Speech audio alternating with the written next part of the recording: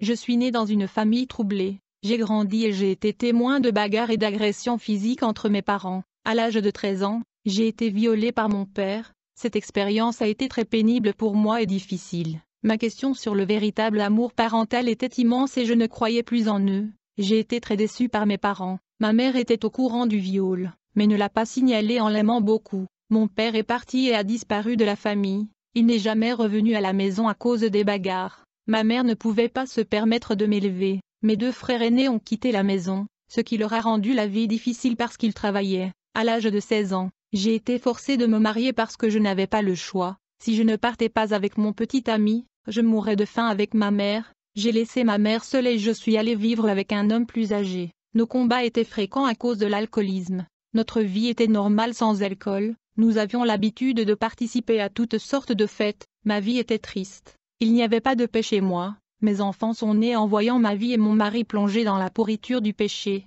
J'ai toujours été un croyant catholique. J'ai visité des églises catholiques mais ma vie n'a pas changé. Je me suis prosternée devant les statues et images de Jésus et lui ai demandé de changer de vie, jusqu'à ce que je fasse une très sérieuse prière à la maison dans la cuisine. À genoux, j'ai dit, je suis allée tous les jours dans l'église et je me suis prosternée devant votre image. Si vous existez vraiment, prouvez-moi que vous êtes réel. Si vous ne me prouvez pas votre existence, vous n'êtes qu'une image de l'église et vous n'êtes rien d'autre qu'une statue en plâtre. La situation de ma famille avait empiré lorsque ma fille de 14 ans est devenue une prostituée et a vendu son corps à bas prix, et mon fils est devenu accro à l'alcoolisme. Tout cela était mon exemple de vie et mon mari. Ma maison était condamnée et la famille détruite. J'étais fatiguée de cette vie et j'ai décidé de boire beaucoup dans ma chambre. Mon mari travaillait, et comme Jésus ne m'a pas prouvé qu'il existait, j'ai donc consacré ma vie au fond du puits. Je me suis saoulée et étalée au lit. J'avais un essoufflement, une accélération du cœur et un mal de tête important.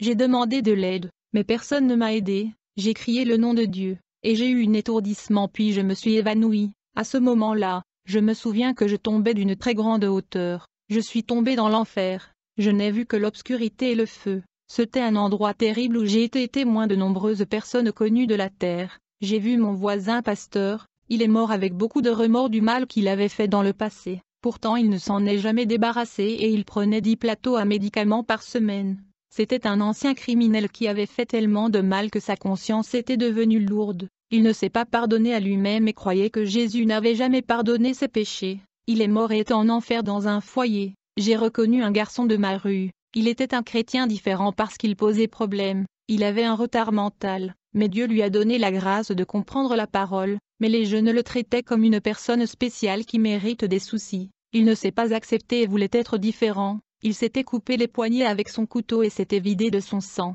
Il était à l'intérieur d'une cellule de prison qui lui brûlait le corps, ce qui le faisait gémir et crier. Ensuite j'ai rencontré une femme qui travaillait avec moi dans un magasin de chaussures. Cette femme sortait avec le propriétaire du magasin. Ils étaient fiancés, mais l'homme d'affaires a rompu la relation avec elle. Cette femme a vu ses projets de vie échouer sans cet homme d'affaires. Elle s'est pendue avec une corde, et quand elle vint en enfer, les démons lui ont pendu avec un arc rempli d'épines. Elle a pleuré au point de sangloter. Puis j'ai traversé une cellule où j'ai vu un homme riche sur la terre. Cet homme, quand il était vivant, a acheté une usine et a investi beaucoup d'argent. Plus tard, son usine a fait faillite. Il était déprimé et s'est tiré une balle dans la tête. Il a atterri en enfer. Il est dans une salle de torture en enfer. J'ai vu un vieil homme se faire écraser par un démon géant qui lui piétinait le corps. Ce vieil homme était un ancien de l'Église. Il s'est condamné pour avoir laissé mourir sa femme dans le passé. Il porte ce poids depuis des décennies et ne s'est jamais libéré de ses remords. Jusqu'au jour où il s'est jeté du 2e étage et s'est brisé en tombant au sol.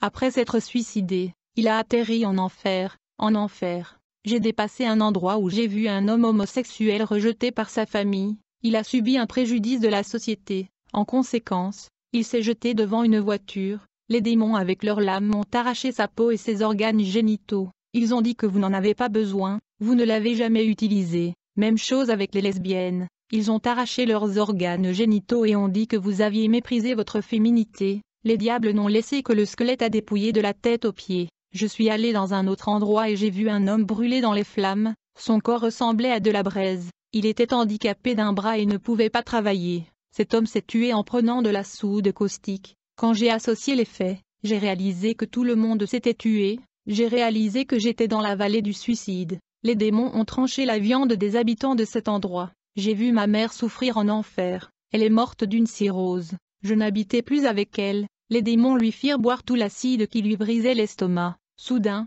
je vis un homme éclairé qui projetait une grande lumière à cet endroit et les démons se sauvèrent de sa présence. Son rayonnement était si grand qu'il illumina les ténèbres de l'enfer. Il m'a regardé et a dit, « Je suis réel. Vous m'avez demandé de vous prouver mon existence. Je suis en vie mais je ne suis pas cette image sculptée que vous aviez l'habitude de vous agenouiller auparavant. » La lumière de Jésus s'est affaiblie pour que je puisse voir son visage. Il a dit, « Suivez-moi. » Avant de revenir sur terre, je vous demande de dire à l'Église d'éviter les conflits entre eux avec des discussions déplaisantes. Les frères doivent apprendre à résoudre les différences et les situations des deux parties. Ils doivent arriver à un accord personnel. Ceux qui se perdent se disputent tous, ils tombent dans le piège du diable. Ils doivent savoir et apprendre à écouter leur frère avant de le juger et de prendre une décision qui leur nuira. Ils doivent entamer un dialogue de paix en tant que deux personnes saintes et converties. Le résultat du conflit est la destruction. Quand le ressentiment est né et les conséquences sont désastreuses, avant d'offenser votre frère,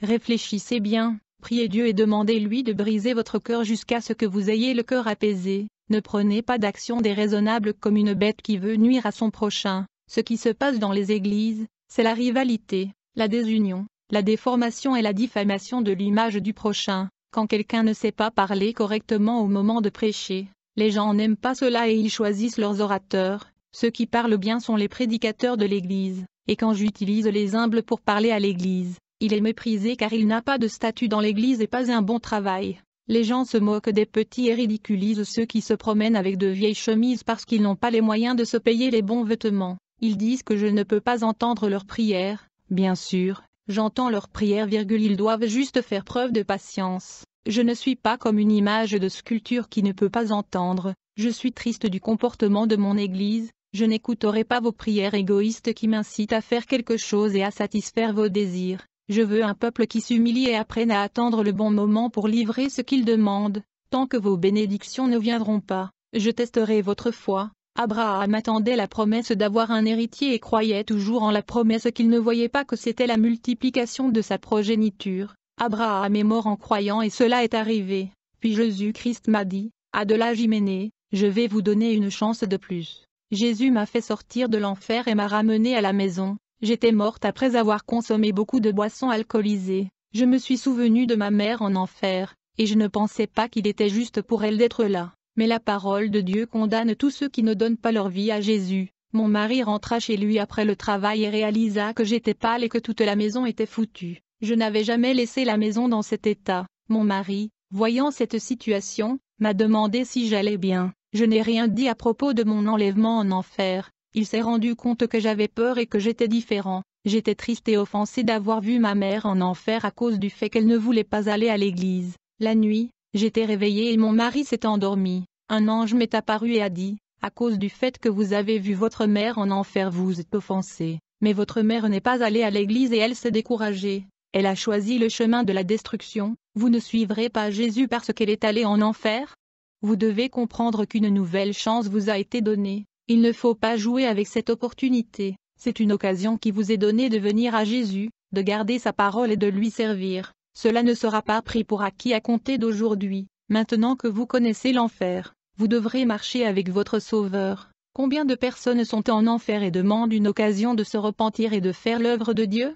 Rappelez-vous que vous êtes mort ivre sans connaître la parole de Dieu et que vous êtes descendu en enfer. Grâce à Dieu, Jésus lui-même vous a sauvé de cet endroit. Si vous ne restez pas sur le chemin de Jésus, vos jours seront abrégés sur la terre et vous n'aurez plus jamais l'occasion de le faire. L'ange m'a réprimandé pour mon attitude et a disparu. Le lendemain, j'ai visité une église évangélique. Lorsque le pasteur a lancé l'appel dans l'église, j'ai levé la main et je suis allé devant l'autel. J'ai donné ma vie à Jésus-Christ. Le berger a prié pour moi et je l'ai rejoint. Mon mari, qui n'est pas chrétien, n'a pas aimé cette nouvelle vie. Je ne suis plus sortie avec lui pour boire. Il a commencé à me persécuter et à m'humilier. Chaque jour, il se disputait avec moi. Mes 2 enfants ont suivi son chemin. Un jour, mon mari est rentré ivre à la maison et m'a agressé physiquement, laissant une marque sur mon visage. J'ai emballé mes vêtements et je suis allé voir une sœur de l'église qui m'a soutenue. Chaque jour, Mon mari venait à la porte de la maison de la sœur qui m'avait accueilli et nous menaquait tous les deux. C'était une femme célibataire et elle ne m'a soutenue que pour rester chez elle à cause de ma compagnie. J'ai fini par la mêler à mes problèmes et mon mari était aussi en colère contre elle. Satan a essayé de tuer mes forces spirituelles, il a bombardé mon esprit de pensées négatives. Je me suis sentie désespérée, découragée et mes problèmes m'ont même chassée de la présence de Dieu. Même si j'étais chaque jour à l'église, j'étais faible et je ne priais plus. Au moment où je pensais renoncer à servir Dieu, j'étais déjà déprimée, mais je me suis souvenue de l'avertissement de l'ange qui m'avait dit de ne pas abandonner. J'étais meurtrie et je me suis mis à pleurer et j'ai pleuré aux pieds de Jésus. Des hommes célibataires de mon église ont profité de la situation et voulaient un engagement sérieux en faveur du mariage avec moi. L'un d'eux a dit que mon mari ne me méritait pas. Il me dit pour être heureuse il me faudrait être avec un homme de Dieu. Rien ne m'interdit d'épouser un serviteur de Dieu parce que je n'étais pas encore légalement mariée avec mon mari, je n'habitais qu'avec le père de mes enfants. J'ai longuement réfléchi à l'idée de commencer une nouvelle vie avec un homme de Dieu et de me marier pour faire l'œuvre de Dieu. La nuit, le même ange qui était venu m'avertir m'apparut et m'a dit, « N'épousez pas une autre personne, Dieu va faire un grand travail dans la vie de votre mari, et il démontrera à beaucoup de ceux qui se moquent de vous qu'il est votre Dieu. » Puis l'ange a disparu. Mais une forte onction est restée dans ma chambre. Avant, je n'avais pas la force de prier sous une telle pression psychologique de la part de mon mari. J'ai commencé à adorer Jésus, mais à l'époque mes difficultés m'affaiblissaient tellement et me faisaient détourner de Dieu. Mais maintenant les difficultés m'ont rapproché de la présence de Dieu. Ma devise était le genou au sol et la victoire dans les mains levées. Plus tard, j'ai mon triste mari qui était à la porte de la maison de la sœur et m'a demandé de lui pardonner. Il m'a demandé si je voudrais retourner à la maison. Il a dit que nos enfants avaient le mal du pays. J'étais réticent à y retourner, j'avais peur que ce soit un piège pour lui de me tuer. Cependant, Dieu utilisa un serviteur de l'Église et dit, « Allez, mon serviteur, ne craignez pas que je sois avec vous et j'ai déjà fait le travail dans son cœur. Rentrez chez vous. » Je suis revenu et réconcilié avec mon mari. Je remarqua qu'il avait cessé de boire et commençait à aller à l'église avec moi. Bien-aimé, je n'acceptais pas d'être vaincu par les démons, et je me battais pour le salut de ma famille. Jusqu'à ce que mon mari change et commence à participer au service dans notre église. Il se soumetta complètement à Jésus. J'ai vu une colombe blanche de lumière se poser sur sa tête. Ce jour-là, il a parlé en langue. Plus tard, nous nous sommes mariés en droit civil et à l'église, de manière à ne pas commettre d'adultère. Alors, mon mari et moi luttions maintenant pour la conversion de nos enfants. Ils ont été agressifs avec nous, leurs parents et nous avons beaucoup souffert d'eux. Satan était furieux parce qu'il nous a perdus et a commencé à utiliser nos enfants contre nous. Ils ont vendu nos propriétés pour supporter leur dépendance. J'ai dit que je ne combattrai pas mes enfants,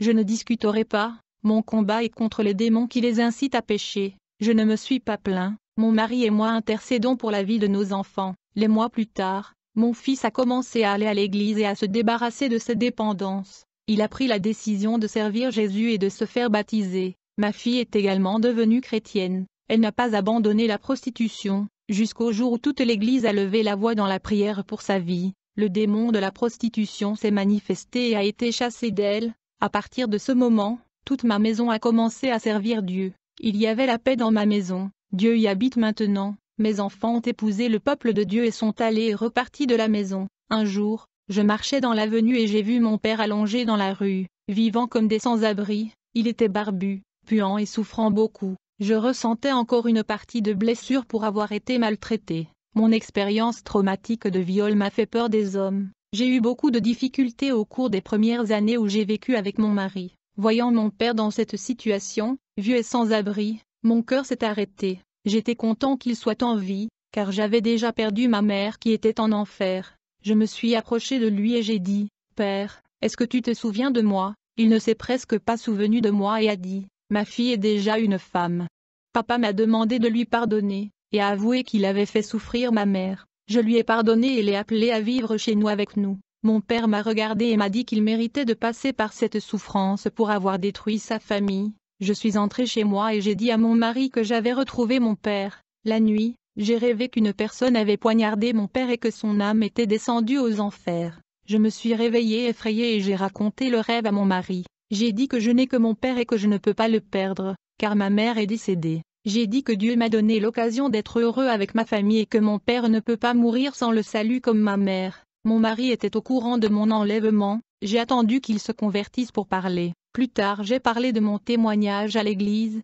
j'ai amené mon père vivre chez moi, il a pris une douche et s'est rasé et mon mari lui a acheté de nouveaux vêtements. Nous lui avons offert notre amour et notre soutien. Mon témoignage lui a fait croire que Jésus pouvait le changer. Plus tard, il s'est converti par mon changement et a commencé à se rassembler dans notre église, jusqu'au jour où il dormit et ne se réveilla plus. Il était en paix et très reconnaissant pour ce que nous avions fait pour lui. L'église a assisté à ses funérailles. Mon père a vécu avec nous pendant 4 mois. J'ai fait un rêve après mon arrivée de l'enterrement la nuit. Dans ce rêve, l'ange du Seigneur est descendu et a rassemblé l'esprit de mon père. Ils montèrent dans le ciel en direction d'une route d'herbe verte vers le paradis céleste. J'ai parlé de mon rêve à mon mari, nous avons pleuré de joie. Cela a réconforté nos cœurs, chers frères et sœurs. Soyez l'exemple de la famille. Demandez à vos enfants de servir Dieu pour qu'ils ne passent pas les tests avec eux. Si vous n'êtes pas l'exemple des enfants, ils apprendront les mauvaises choses et vous infligeront des difficultés. Beaucoup de femmes chrétiennes qui vivent dans mon quartier n'ont pas subi d'épreuves familiales et se sont déviées.